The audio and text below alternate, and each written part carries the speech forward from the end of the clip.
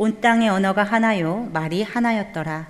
이에 그들이 동방으로 옮기다가 시날 평지를 만나 거기 거류하며 서로 말하되 자 벽돌을 만들어 견고히 굽자 하고 이에 벽돌로 돌을 대신하며 역청으로 진흙을 대신하고 또 말하되 자 성읍과 탑을 건설하여 그 탑 꼭대기를 하늘에 닿게 하여 우리 이름을 내고 온 지면에 흩어짐을 면하자 하였더니 여호와께서 사람들이 건설하는 그 성읍과 탑을 보려고 내려오셨더라.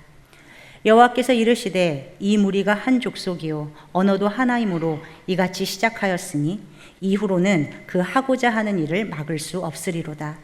자 우리가 내려가서 거기서 그들의 언어를 혼잡하게 하여 그들이 서로 알아듣지 못하게 하자 하시고 여호와께서 거기서 그들을 온 지면에 흩으셨으므로 그들이 그 도시를 건설하기를 그쳤더라. 그러므로 그 이름을 바벨이라 하니 이는 여호와께서 거기서 온 땅의 언어를 혼잡하게 하셨음이니라. 여호와께서 거기서 그들을 온 지면에 흩으셨더라. 나홀은 29세에 데라를 낳았고 데라를 낳은 후에 119년을 지내며 자녀를 낳았으며 데라는 70세에 아브람과 나홀과 하란을 낳았더라. 아멘. 네, 귀한 찬양 감사드립니다. 찬양은 우리를 늘 새롭게 하고 주의 이름을 높여드리는 은혜 또 통로도 됩니다. 오늘 우리 3부 예배에 많은 성도님들이 예배하러 이 자리에 오셨는데 여러분 어떤 기대와 갈망으로 나오셨습니까? 현대교회의 문제 중에 하나가 있다면 많은 성도들이 주일마다 예배 드리러 오는데 어떤 기대나 소망도 없이 주일 예배의 자리는 지키는데 하나님이 어떤 일을 하실까? 오늘 어떤 말씀으로 나를 인도하실까? 이에 대한 기대가 전혀 없이 예배에 나올 때가 많다는 것입니다. 그러나 오늘 우리 예배 가운데 하나님은 분명히 말씀하시고 우리의 예배를 이끄시며 우리의 삶을 이끄실 줄로 믿습니다. 여러분 회복되시는 시간이 되고 하나님의 말씀을 붙잡는 은혜의 시간이 되시기를 축복하고 주님이 그리하실 줄로 믿습니다. 창세기 말씀 오늘 11장을 볼 때 온 땅의 언어가 하나고 말이 하나였다. 근데 바로 그때 사람들이 동쪽을 향하여 동쪽으로 계속하여 나아갔다고 했습니다. 창세기에서 말하는 동쪽은 에덴의 동쪽을 말합니다. 동방으로 계속해서 나아갔다. 그것은 에덴으로부터 계속 멀어져 갔다는 것을 의미합니다. 하나님의 창조 질서대로 살아가기보다는 하나님이 다스리시는 삶으로부터 자꾸만 멀어지고 있는 인간의 모습을 성경이 드러내고 있는 것입니다. 여러분은 지금 어디를 향해서 계속 나아가고 계십니까? 시날 평지에 모였던 사람들, 하나님으로부터 멀어져 가면서 계속 나아가다가 사람들이 모여서 이야기를 시작했는데 그 초점이 자신들이 하나 되어서 이기적인 욕구 그리고 그 계획을 우리가 힘을 합쳐서 한번 이루어 보자. 그런 시도를 한 것입니다. 하나님이 창조하신 인간에게 본래적으로 주신 사명은 청지기 사명이죠. 다른 존재들과 더불어서 하나님이 허락하신 뜻을 따라 복을 함께 누리는 사명, 그 일을 인간에게 맡겨주신 것입니다. 그런데 지금 달라진 그런 모습이 보여요. 자기들의 욕구를 따라 삽니다. 그러면서 하나님께 영광 돌리는 그 삶에는 관심이 없어지기 시작한 거예요. 사람들이 모여서 하나가 되기 시작했는데 하나가 되어서 한 일이 자신들만의 도시를 세우고자 한 것이고 그리고 높은 탑을 세워 하늘에 맞닿으려고 한 것입니다. 이에 관해서 창세기 11장은 3절 4절에 이와 같이 기록합니다. 서로 말하되 자 벽돌을 만들어 견고히 굽자 하고 이에 벽돌로 돌을 대신하며 역청으로 진흙을 대신하고 또 말하되 자 성읍과 탑을 건설하여 그 탑 꼭대기를 하늘에 닿게 하여 우리 이름을 내고 온 지면에 흩어짐을 면하자 하였더니 하나님은 당신의 말씀을 통해서 인간에게 생육하고 번성하여 땅에 충만하라 그렇게 말씀해 주셨습니다. 근데 사람들이 어떻게 반응을 합니까? 흩어져 땅에 충만하기보다는 자신의 뜻과 목적을 이루기 위해서 모여들었어요. 흩어지지 않고 모여들었습니다. 하나님의 말씀을 기억하지 않았던 거예요. 말씀을 기억하지 않는다. 이것은 하나님을 의식하지 않고 산다는 것을 의미합니다. 여러분, 우리는 얼마나 하나님을 의식하며 삽니까? 하나님이 정말 살아계셔서 매 순간 나와 함께 하신다. 이걸 정말 믿는다면 우리가 지난 한 주간 함부로 말 한마디, 행동 하나 정말 주님의 뜻을 분별하려고 했을 거예요.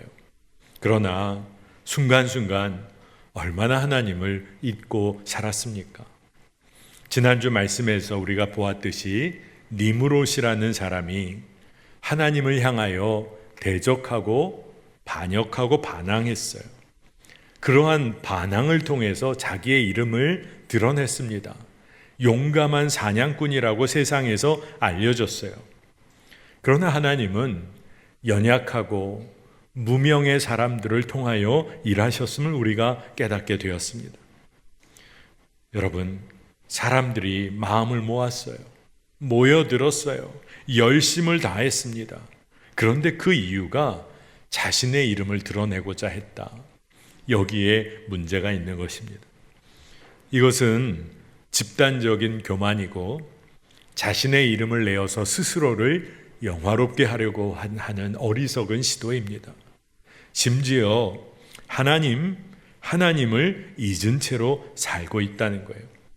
하나님은 수고하면서 이 땅에서 땀을 흘리며 노동하며 살 사명을 주셨어요. 그런데 사람들이 이 신성한 노동의 사명을 이기적인 욕구와 이렇게 하나 되게 했습니다. 이기적인 욕구를 채우는 수단으로 노동을 사용했어요. 여러분 한번 생각해 보십시오. 이기적인 욕구와 노동이 맞닿게 되면 어떻게 될까요? 우리는 정말 무서운 사고를 가지고 무서운 삶을 살게 됩니다. 무슨 일을 하든 어떻게 되든 결과와는 전혀 상관없이 돈만 벌면 된다. 얼마나 무서운 일입니까? 다른 사람들의 형편은 어떻게 되더라도 내 욕구만 채우면 된다. 진짜 무섭고 두려운 생각이죠. 그런데 수많은 사람들이 사실 마음속에 이런 생각으로 살 때가 많습니다. 하나님을 의식하지 않고 사는 거예요. 죄의 속성은 자기 자신을 높이는 것입니다. 심지어 죄의 성향은 자신을 하나님의 자리에까지 오르게 하려고 합니다. 그래서 자신을 신성화시켜요. 기독교 역사를 보면 중세교회가 타락한 이유도 교회가 하나님의 은혜의 통로로 쓰임받는 것, 거기에 만족하지 않고 교회 자체를 하나님의 은혜라고 여겼어요. 교회 자체를 신성화시키기 시작하고 성직을 신성화시키기 시작했어요. 그때 하나님을 잊어버린 거예요. 우리는 하나님을 높여드리는 삶으로 부름을 받았습니다. 이거 놓치게 되면 교만으로 빠지게 되고 그 교만으로 빠진 삶이 좋다고 여기면서 더 깊은 죄로 나아갑니다. 시날 평지에 모여든 사람들이 하나가 되어서 하나님의 계획에 전면적으로 대항하고 반역하려고 했어요. 땅에 충만하라는 하나님의 명령 다 잊은 채로 흩어지지 말자. 우리가 하나님을 거스르자고 마음을 모았어요. 진짜 무서운 일이죠. 하나님이 정하신 인간의 한계를 인정하지 않고 그것을 뛰어넘고자 하는 모든 시도는 교만이고 죄의 시작인 것입니다. 그런데 여러분, 인간이 이러한 시도를 할 때 이상할 정도로 하나가 되었어요. 여러분, 사람들이 연합하고 하나 되는 일은 사실 참 쉽지 않습니다. 근데 하나님을 대항하는 일에 다 한 마음이 되었어요.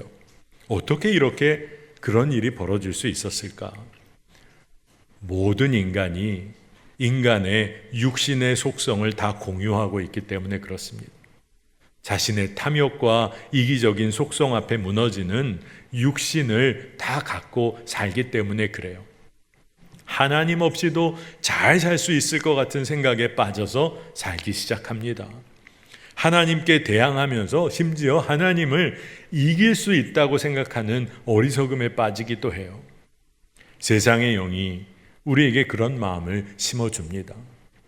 아마 성도님들 중에는 저는 그래도 하나님 없이 잘 살 수 있을 거라고까지는 생각 안 합니다. 하나님을 대항해서 이기려고 하지도 않습니다. 그 정도까지는 아니에요. 여러분, 잘 살펴야 합니다. 하나님을 대항하고 하나님 잊어버리고 산다, 잊고 산다는 것이 엄청난 큰 죄를 말하는 게 아니에요. 일상 가운데서 바쁘다는 핑계로 기도 안 하고 사는 거, 하나님께 구하지 않고 사는 거, 일상 가운데 여러 가지 문제가 있기 때문에 내가 신경 쓸 겨를조차 없다고 하면서 하나님의 말씀 앞에 묵상하며 하나님의 말씀 앞에 서는 시간을 갖지 않는 거, 이게 다 하나님을 잊은 채로 사는 겁니다. 하나님을 대항하며 사는 모습이 바로 그런 거예요. 딴 거 아닙니다. 내 뜻대로 자녀 교육하려고 하는 거, 하나님을 대항하며 사는 거예요. 내 뜻대로, 내 계획대로, 내 주장하며 사는 거, 하나님을 잊은 채로 사는 것입니다. 오늘 말씀에 바벨탑 이루어지고 그 사건이 벌어지고 있을 때 하나님은 여전히 그 일에 개입하시어서 결국 사람들을 흩으셨어요. 여러분, 흩어주신 것이 사실 사람들에게는 은혜였습니다. 왜냐하면 하나님을 대적하고 도전하는 죄의 결과는 사실 철저한 멸망이기 때문에 그래요. 그렇다면 이것이 무슨 의미입니까? 하나님은 다시금 사람들에게 새로운 삶을 시작할 기회를 허락해 주시는 거예요. 그렇다고 해서 그냥 인간의 잘못된 길을 허용하시는 것은 아닙니다. 오늘 말씀에 여러분 나중에 묵상해 보시면 하나님께서 친히 내려오셔서 바벨탑의 상황을 친히 살피십니다. 어떻게 보면 하나님이 조사하시는 거예요. 친히 다 살피십니다. 인간의 악한 동기를 드러내세요. 그리고 하나님의 다스리심과 통치를 통해서 사람들을 온 땅에 흩으십니다. 그러니 하나님은 여전히 하나님의 뜻을 이뤄가기 위해서 사람들을 흩으시며 땅에 충만하도록 인도하신 거예요. 여러분, 우리가 잘 깨닫고 놓치지 않아야 할 진리가 있습니다.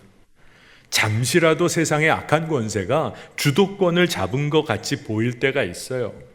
세상이 흥왕하는 것처럼 보일 때가 있습니다. 하지만 결국 하나님은 온 땅을 통치하십니다. 악한 권세가 이기는 것 같지만 하나님은 결국 그 악한 권세를 꺾으시고 하나님의 뜻을 이루어 오셨어요. 여러분, 이것을 놓치면 안 됩니다. 모든 것이 세상이 가르쳐준 대로 잘 되어가는 것 같은 그 순간 하나님 없이도 살 수 있을 것 같은 내 마음에 자신감이 생길 때 바로 그때 주님을 바라봐야 할 때입니다. 주님께 다시금 돌이켜야 할 때입니다. 삼위 하나님께서는 인간의 교만이 하나로 모여서 죄악된 길을 계획하고 이루고자 하는 그 현장에 찾아오셨어요. 그 일을 살피셨어요. 언어와 말을 혼잡하게 하셔서 자신의 영광을 위하여 하나로 모인 인간들을 다 흩으셨어요. 그 일을 막으셨습니다. 여러분, 물론 사람들이 하나로 모이고 연합하는 일은 너무나 중요합니다. 그런데 무엇을 위하여 하나 되기를 원하는지가 더 중요한 것이죠. 자기 욕구 채우기 위해서가 아니라 하나 되어서 서로 사랑하고 하나 되어서 서로 섬기고 그리고 사랑을 나누는 일이 더 중요한 것입니다.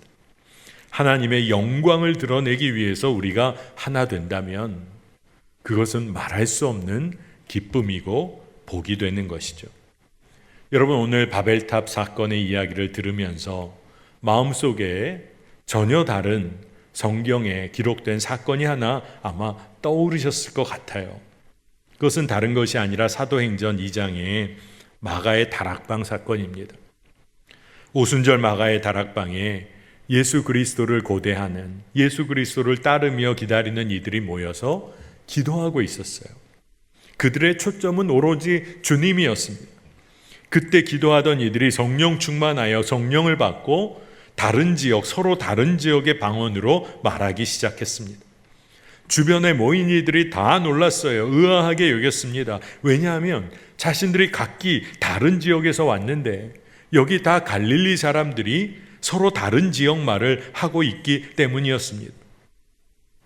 어떤 일이 일어났나요?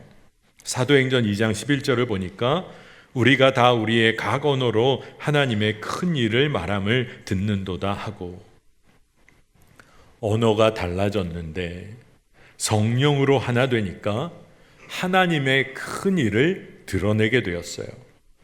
성령의 역사는 언어와 말이 달라져도, 혼잡해져도 하나님께 영광을 돌리는 일에는 하나 되게 하셨어요. 그러나 바벨탑 사건에서는 그들의 자기의 유익을 추구하는 그 일에 있어서 그들이 하나가 됐어요. 다 모여들었어요. 그러나 언어와 말이 달라지니까 그들은 도시를 짓는 일 멈출 수밖에 없었고 다 흩어져 버렸습니다. 자신의 뜻과 계획에 따라 자기 유익을 추구하며 하나님 없이 사는 삶, 자기 유익 추구하는 일, 오래 갈 수가 없다는 거예요. 제가 설교하면서 지금까지 하형록 목사님이라는 분 이야기 소개를 좀 드렸던 적이 있습니다. 팀 하스라고도 알려진 목사님이신데 그가 책과 설교에서 또 많은 신문 칼럼에서도 나눴던 이야기 중에 하나가 있는데 그것을 여러분과 좀 나누려고 해요. 칼럼에서는 그 제목을 뭐라고 붙였냐 하면 어느 것이 더 오래 갈 것인가, 벽돌인가 아니면 돌인가, 이런 제목의 글로도 소개된 적이 있습니다. 하영록 목사님이 가족여행을 할 기회가 정말 쉽지 않은데 주어져서 로마를 방문할 일이 있었다는 거예요. 그래서 많은 유적지를 살펴보게 되었답니다. 그런데 그때 발견한 놀라운 사실 중에 하나가 유적지에 부서진 건물들, 그 흔적들 보는 가운데 아직도 남아있는 건물들이 있다면 그것은 모두 돌로 세워진 것이라는 것을 알게 되었다는 거예요. 그때 하 목사님이 성경의 바벨탑 이야기가 마음에 떠올랐다는 겁니다. 왜 하나님께서는 바벨탑 짓는 것을 멈추게 하셨을까? 왜 그 탑은 결국 무너지게 된 것일까? 인간의 교만과 죄로 인한 것은 너무나 분명하지만 다른 한편으로 이 건축가이기도 한 이 하 목사님이 그 마음에 특별한 깨달음 하나가 있었다는 거예요. 바벨탑처럼 인간의 교만과 죄로 인생의 탑을 쌓지 말고 하나님 앞에서 참된 삶으로 하나님이 인정하실 인생의 탑을 쌓아가야겠구나. 그런 마음이 들어왔다는 거예요. 하나님께서는 바벨탑과 로마 유적을 통해서 벽돌의 삶을 살지 아니면 돌의 삶을 살지에 관해 물으시는 것 같았다고 그가 씁니다. 바벨탑 이야기에서 사람들이 벽돌을 굽자고 했어요. 돌 대신에 벽돌을 사용하려고 했어요. 진흙 대신에 역청을 쓰자고 했어요. 이 이야기는 사람들이 자신이 고안해내고 자신이 계획하여 만든 것을 통하여 자기 일을 이루려고 했다는 겁니다. 하나님은 사실 이미 다 알고 계셨다는 거예요. 벽돌과 돌의 차이가 얼마나 어마어마한지를 하나님은 알고 계셨다는 겁니다. 벽돌은 인간이 고안해서 힘으로, 인간 힘으로 생각해서 굽고 빚어낸 것인데 돌은 하나님께서 만드신 것이라 인간의 힘으로 만든 벽돌은 아무리 오래 가도 200년에서 300년이 지나간다고 하면 거의 쓰러지고 무너지기가 너무 쉬운데 하나님께서 직접 빚으신 돌은 영원히 남는구나. 그가 건축가로 그런 마음이 들었다는 거예요. 우리의 삶을 하나님의 돌로 쌓아가고 있는지를 살펴야겠다. 하지만 대부분 우리는 자기 뜻을 빨리 이루고 싶은 마음에 벽돌도 빨리 빚어서 빨리 구워버립니다. 그래서 신속하게 그 벽돌로 탑을 쌓아간다는 거예요. 삶의 분주한 상황, 어려운 문제를 만날 때면 내 방식대로 생각해낸 벽돌을 빨리 구워서 문제를 해결하려고 한다는 거예요. 그런데 하 목사님이 어린 시절 미국 이민을 가서 30대 열심히 정말 살아서 미국 회사 중역의 자리에 올라서 모든 것을 소유한 것과 같은 그런 삶을 누리고 있을 바로 그때 자신이 하나님 없는 듯이 살면서 쌓아간 벽돌탑이 심장에 문제가 생기면서 한순간에 무너지는 그런 경험을 했다고 했어요. 그런 일을 겪으면서 아무리 힘들고 시간이 오래 걸리는 것 같아도 오로지 하나님의 뜻대로, 아무리 어렵더라도 하나님이 이미 계획하시고 허락하신 방식대로 하나님이 허락하신 돌로 인생의 탑을 쌓아야겠구나. 그걸 깨달았다는 겁니다. 벽돌은 결국 사라지지만 돌은 영원히 남는다는 진리를 깨달았다고 했어요. 여러분, 성경에서 반석은 구원의 반석이요 교회가 기초가 되는 반석, 바로 예수 그리스도를 의미합니다. 우리의 인생은 자기 유익을 추구하며 내 얄팍한 계획으로 구워낸 벽돌을 쌓아가는 거 아니라 반석 되시는 예수 그리스도 안에 거하는 삶을 살아야 하는 것입니다. 그 안에서 하나님의 돌을 쌓아가는 삶을 살아야 하는 거죠. 바로 이러한 삶을 함께 살아갈 공동체가 바로 교회인 거예요. 교회는 그리스도를 반석으로, 또한 그리스도를 머리로 모든 지체가 유기적으로 한몸된 공동체를 의미해요. 그래서 하나 된 교회 공동체는 교회 조직을 위해서가 아니라, 교회 조직에 속한 이들의 욕구를 채워주기 위해서 존재하는 게 아니라 하나님께 오로지 영광을 돌리기 위해서 존재하는 것입니다. 근데 그것이 우리에게 복이 돼요. 하나님께서는 우리가 마음을 하나로 모아서 하나님의 뜻대로 이미 계획해 주신 복을 함께 누리라고 말씀해 주세요. 교회를 통하여, 믿음의 공동체를 통하여 모두가 서로 사랑하고 모두가 서로 섬기고 서로를 축복하는 하나님 나라의 관계를 이 교회 공동체에서 누리라고 말씀하신다는 것입니다. 그리스도 안에서 하나가 되는 역사는 오직 성령을 통해서만 이루어집니다. 성령의 역사는 결코 혼잡해지지 않아요.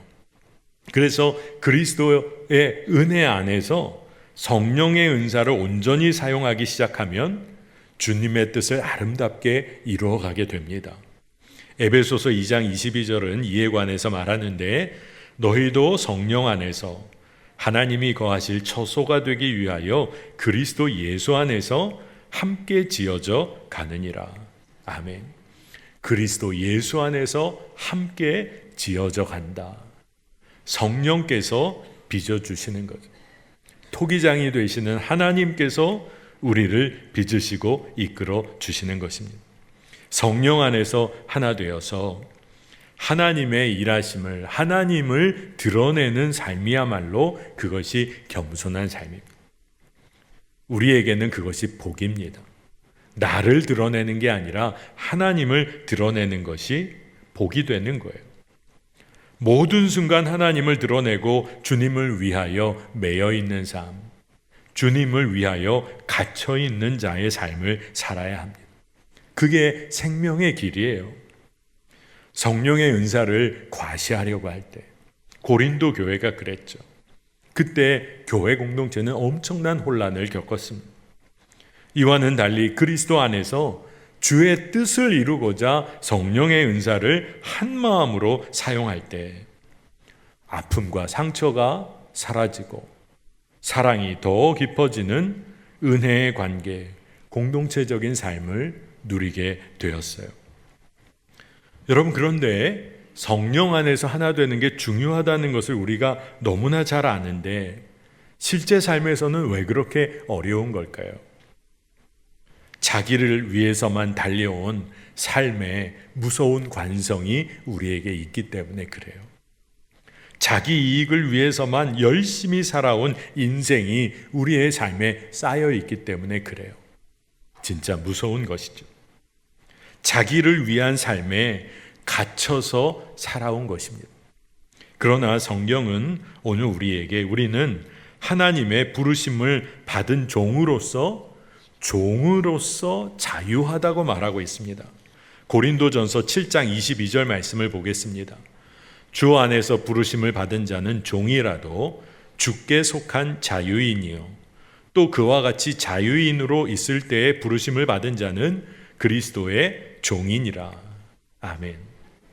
주님께 속한 자, 주를 위한 삶으로 부름받은 자의 삶은 매여 있는 것처럼 보여요. 세상적으로 볼 때. 하지만 주님은 뭐라고 말씀하시냐? 자유한 자다. 주님을 마음껏 사랑하고 이웃을 마음껏 사랑하는 자유를 세상 가운데서 누리며 살 수 있다는 거예요. 세상에서는 자기 자신만을 위해 살아가는 자가 있어요. 자기를 위해 갇혀 있어요. 세상에 갇혀 있습니다. 여러분, 그 삶이 얼마나 사실은 고되고 힘든 일인지를 우리가 사실 다 압니다. 왜요? 우리가 그렇게 살아봤으니까. 하지만 또 다른 사람들이 있어요. 이제 주님을 만나서 예수 그리스도를 위하여 갇혀 있는 자의 삶을 사는 사람입니다. 갇혀 있는 자 같은데 자유로워요. 마음껏 사랑하고 은혜의 통로로 쓰임 받습니다. 사도 바울은 자기 자신을 빌레몬서에서 그래서 이렇게 소개하는 거예요. 빌레몬서 1장 1절에 그리스도 예수를 위하여 갇힌 자 된 바울과 및 형제 디모데는 물리적으로 감옥에 수감되어 갇혀 있다는 의미를 넘어서서 주님께 철저히 속한 삶을 산다. 주님의 뜻에 매여 살고 주님께만 순종하는 삶을 사는 바울이란 의미가 더 크다는 것입니다. 여러분, 주님은 주님께 매여 사는 자, 주를 위해 사는 자의 삶을 기억하십니다. 무엇에 사로잡혀 사는지가 우리의 삶을 결정해요. 오늘 말씀 본문을 보면 바벨탑 사건 이야기 이후에 이상하게도 셈의 족보가 다시 등장합니다. 다시 소개가 돼요. 사람들의 교만과 죄에도 불구하고 하나님의 구원의 역사가 계속되고 있다는 것을 보이기 위해서 성경은 셈의 족보를 다시 배치하고 있어요. 여러분, 아마 말씀을 계속 잘 묵상해 오신 분들은 금세 아실 겁니다. 셈의 족보가 지난주 우리가 묵상했던 창세기 10장에도 기록되어 있는데 오늘 11장에도 기록되어 있네 하실 거예요. 이렇게 두 번이나 기록된 이유가 있습니다. 10장과 11장의 족보는 달라지는데 에벨이라는 사람에게서 달라져요. 10장의 족보는 에벨의 자손 중 하나인 욕단의 가계를 따라가고 있어요. 근데 이 11장의 족보는 에벨의 자손 중 다른 하나인 벨렉 지파를 따라서 기록이 됩니다. 그리고 성서학자들은 이 에벨이란 이름에서 히브리라는 이름이 나왔다고 봅니다. 그러니 이 에벨이 얼마나 중요하냐? 히브리 백성들에게는 너무 중요한 거죠. 이스라엘에게는 에벨이란 이름이 너무너무 중요한 거예요. 그래서 10장과 11장의 두 족보에 다 기록이 되어 있습니다. 그리고 11장에서 특별히 벨렉의 자손에게서 아브라함이 등장하는 것을 다시 한번 강조하고 있는 거예요. 그리고 11장의 족보에는 또 특이한 것이 몇 년을 살았다라는 기록, 수명에 관한 기록이 나와 있어요. 장수를 하나님의 축복으로 여기는 그런 이해가 성경 그 이야기에 깔려 있는 것입니다. 그런데 오늘 이 말씀을 보면서 하나를 기억하기 원합니다. 우리의 삶은 이 땅에서 하나님이 허락하신 기간 동안 우리가 이 땅을 삽니다. 지금 우리가 몇 살이든지 간에 하나님이 허락하신 동안만 이 땅을 살게 될 거예요.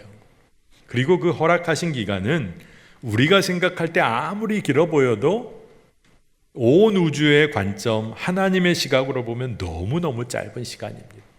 그러니 장수의 축복도 물론 하나님이 허락하시는 복 중에 하나이지만 우리에게 허락된 그 시간 동안 누구를 위하여, 무엇을 위하여 우리가 사는가는 너무너무 중요한 것입니다. 그것이 우리의 인생의 의미와 가치를 결정합니다. 처음 우리를 창조해 주실 때 하나님은 하나님의 형상을 누구에게나 심어 주셨어요. 그 이야기는 모든 사람은 본래적인 가치를 가지고 있다는 거예요. 함부로 할 수 있는 존재가 아무도 없다는 겁니다. 그런데 문제는 하나님의 형상을 어떻게 우리 삶에서 드러내고 이루어내고 발현하며 살고 있는가, 그것이 너무너무 중요한 문제라는 것입니다. 셈의 족보가 계속 기록되는 이유는 여전히 홍수 이후에, 바벨탑 사건 이후에도 하나님은 당신의 구원의 역사를 이루어가고 계시다, 그것은 변하지 않는다는 것을 우리에게 보여주고 있는 거예요. 하나님은 그처럼 우리의 삶에서 역사하며 섭리하고 계시는데, 여러분, 우리는 누구를 위해서, 무엇을 향하여 달려가고 있습니까? 우리는 어떤 삶을 살고 있습니까? 내가 구운 벽돌, 그거 쌓아가며 날 위해서 사는 인생에 완전히 매몰되어 살고 있습니까? 아니면 내 삶이 주님의 것임을 인정하고 나의 한계를 주님 앞에서 겸손하게 인정하고, 그렇게 인정하고 나니까 오직 내 삶의 반석 되시는 예수 그리스도 안에 거하는 삶, 그 삶을 살고 계십니까? 주의 뜻을 이루어가는 삶이 복된 삶입니다. 그리고 이 세상에서 주의 뜻을 함께 이루어가는 공동체로, 교회로 부름받은 것은 복 중에 복입니다. 여러분, 그러니 우리가 주님을 위해 갇혀 있는 자로 사는 것, 이게 얼마나 지혜로운 삶이고 복된 삶인 줄 모릅니다. 정말 세상의 영에 사로잡혀서, 세상에 묶여서, 세상의 영광에 사로잡혀서 세상의 길에서 허우적대며 사는 인생이 사실은 가장 무섭고 두려운 삶인 것이죠. 주님께 매여 사는 삶, 주님을 위하여 갇혀 있는 삶, 갇혀 있는 것 같으나 자유로운 삶이라고 했어요. 종이나 자유롭다고 했어요. 여러분, 이 놀라운 진리를 우리 삶에서 누리며 살게 되시기를 축복합니다. 여러분, 우리가 이거 놓치면 안 됩니다. 무엇을 위하여, 누구를 위하여 사는 인생인지를 우리가 늘 살피며 주와 함께 사는 인생 되시기를 축복하고 기도합니다. 함께 기도하겠습니다. 사랑의 주님, 지금까지 정신없이 나의 영광을 위하여 살아왔던 삶을 회개합니다. 하나님의 영광을 위하여 살아가는 삶으로 우리를 다시 한번 이끌어 주소서. 주님 앞에서 내 삶의 한계를 인정하고 겸손히 주 앞에 서기를 원합니다. 주의 뜻대로 살아가는 믿음의 길을 걷게 하여 주옵소서. 더 이상 나 자신만을 위해 사는 삶이 아니라 이제는 주님 위하여, 주님 나라 위하여 주께 갇혀있는 자로 살게 하여 주시기를 원합니다. 두렵고 어려운 길이 아니라 주께 갇혀있는 인생이 복되고 아름답고 기쁨과 감사가 넘치는 삶임을 깨닫게 하여 주셔서 그 길을 사랑하는 동역자들과 가족들과 동역자, 동료들과 함께 걸어가는 복된 인생 되게 하여 주옵소서. 감사드리며 예수님의 이름으로 기도합니다. 아멘.